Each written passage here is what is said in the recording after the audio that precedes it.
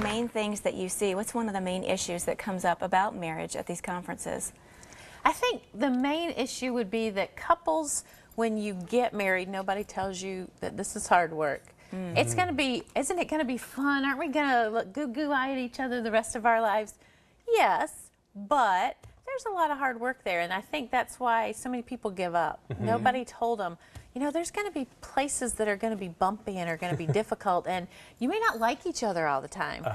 But that's okay. You can still have that intimacy that you had in the beginning. And I think that's something that's really struck me, at least, is that people don't realize that this is hard. We didn't, you know. We were young and in love. And it reminds me of the Ghostbusters movie where they're the very first one where they have the beams out there and the guy says, "Remember, don't cross the beams." He goes, "Why? What would happen?" Well, basically it's the end of the universe.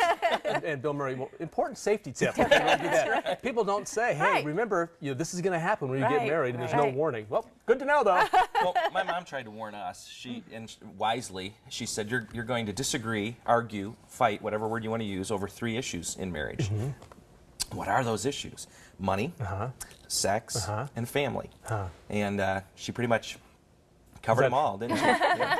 Wise woman. yes. Because you don't just marry the person, you marry their family as well. Oh, yes, definitely. And then when the kids come along, you know, she grew up in Atlanta, Georgia. I grew up in a small town in northern Michigan. You can't get 2 more different places. And so we have to not only meld our lives together, but our culture as well. And that's you know, even if you grow up in the same town, went to the same high school, you still come from 2 different families, and you've got to blend that together. And that's always a challenge.